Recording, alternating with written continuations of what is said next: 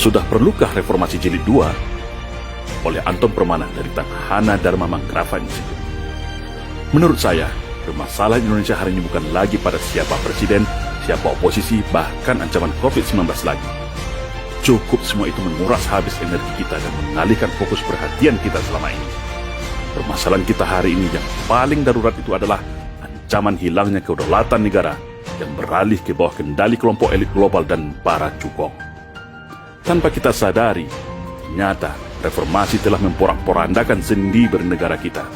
Konstitusi kita disulap jadi liberal, budaya kita ditukar menjadi super liberalis dan sekuler.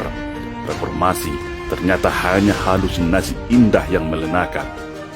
Pasca reformasi, bangsa kita kehilangan arah, kehilangan panutan. Karena secara sistematis, sesama anak bangsa diadu domba. Anak-anak PKI dihidupkan kembali dan dijadikan sebagai ujung tombak pendobrak runtuhnya Orde Baru hingga sekarang. Kelompok fundamentalis direkrut untuk dijadikan bomber agenda Islamofobia. Kelompok liberal diberikan panggung untuk merontokkan jati diri bangsa melalui film, sinetron, infotainment, dan berbagai event hedonis yang jauh dari nilai luhur Nusantara dengan topeng modernisasi. Di mana semua itu sebagai strategi melemahkan karakter anak bangsa supaya labil dan murah dicucuk hidungnya. Cukuplah semua sampai di sini. Mari kita tepuk jidat kepala kita masing-masing. Ini semua hanyalah permainan elit global semata, ibarat orkestra indah yang melenakan kita. Padahal semuanya adalah cara halus mereka merampok negara kita, menghisap kekayaan negara kita, dan menguasai semua lini kehidupan kita. Hari ini, secara ekonomi, hutang negara kita tinggi menggunung dan terancam gagal bayar. Aset vital negara tergadai, BUMN strategis tergadai, infrastruktur utama dan fasilitas yang mengurusi hajat hidup orang banyak terancam diambil alih asing dan asing. Semua potensi sumber daya negara ini seakan sengaja dikuras sehabis-habisnya hingga kering kerontang alias bangkrut. Produk impor merajalela dan menghabisi produk lokal anak bangsa.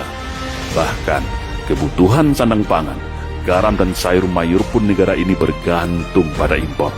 Sangat parah dan memilukan bagi negara agraris dan maritim terluas lautnya di dunia ini. Sumber kekayaan alam hampir semuanya kuasai asing. Miliaran dolar mengalir ke luar negeri setiap tahun.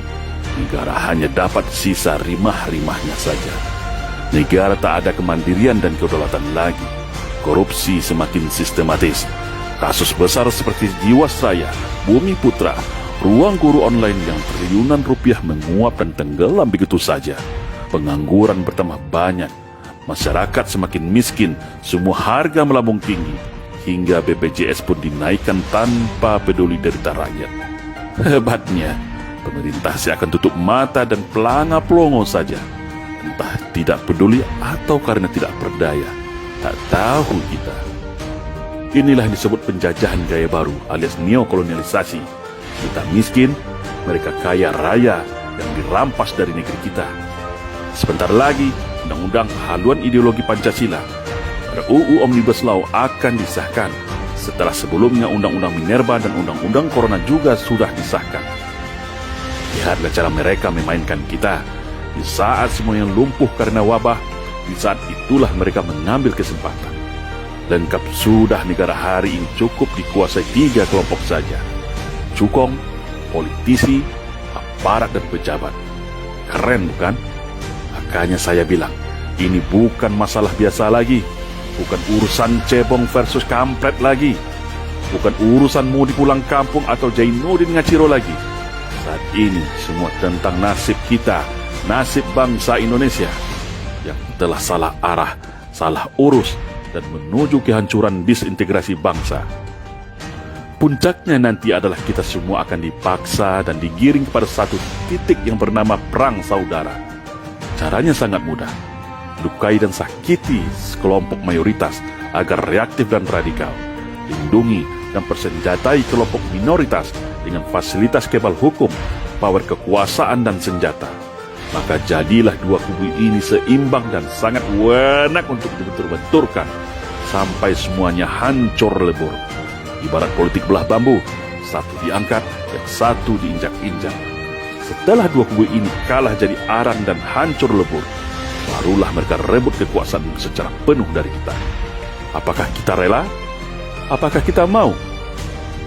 Ayo, kumpul semuanya. Rakyat sudah gerah dan marah. Rakyat hanya butuh satu komando dari tokoh bangsa dan ulama.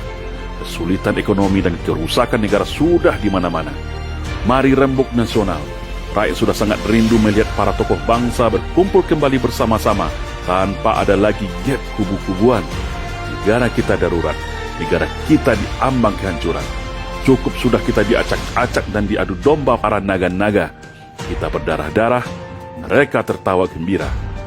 Lalu solusinya apa? Kita mau bagaimana? Jawabannya adalah reformasi jilid 2 dengan cara yang konstitusional. Kembalikan konstitusi negara kita kembali kepada Undang-Undang Dasar 1945.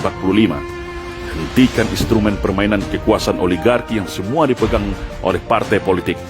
Sedangkan partai politik dikendalikan istana. Sedangkan semua itu dikendalikan lagi oleh kekuatan elit global dan cukong di belakangnya. Ini berbahaya. Negara menjadi rusak dan hancur kalau terus dibiarkan. Karena negara ini ada atas mandat daerah dan raja-raja Nusantara dan perjuangan para syuhada, bukan partai politik dan cukong. Kok hari ini mereka yang kuasai negara kita ya? Sebodoh itukah kita semua? Ingat, kekuatan utama rezim hari ini ada pada aparat keamanan yang bergeser menjadi alat kekuasaan, yang begitu setia menjadi tameng kekuasaan. Mereka yang seharusnya setia bersama rakyat, hari ini telah dibajak oleh kekuasaan. Tapi saya yakin, mayoritas aparat kita masih banyak yang merah putih dan setia pada Pancasila, bukan penguasa. Yang setia kepada penguasa hanya para elit-elitnya saja. Tapi yakinlah, kalau sudah seluruh rakyat Indonesia yang bergerak dari Sabang sampai Merauke secara serentak, maka saya yakin semua akan bergabung kembali ke dalam pangkuan rakyat. Karena mereka lahir dari rakyat, untuk rakyat, bukan cukong. Itu kunci utama jawabannya. Sudah paham bukan? Mari bangun semua. Negeri ini sudah diambang jurang kehancuran. Kita tuntut bersama-sama agar kembali kepada Undang-Undang Dasar 1945 yang asli. Dan segera agendakan reformasi jilid 2 secara damai dan bermartabat. Hentikan sudah semua permainan ini. Jangan mau lagi kita diadu domba, dijadikan ayam aduan, dijadikan keledai bodoh yang mau diperintah dan dihina bobokkan. Keselamatan negeri di atas segalanya.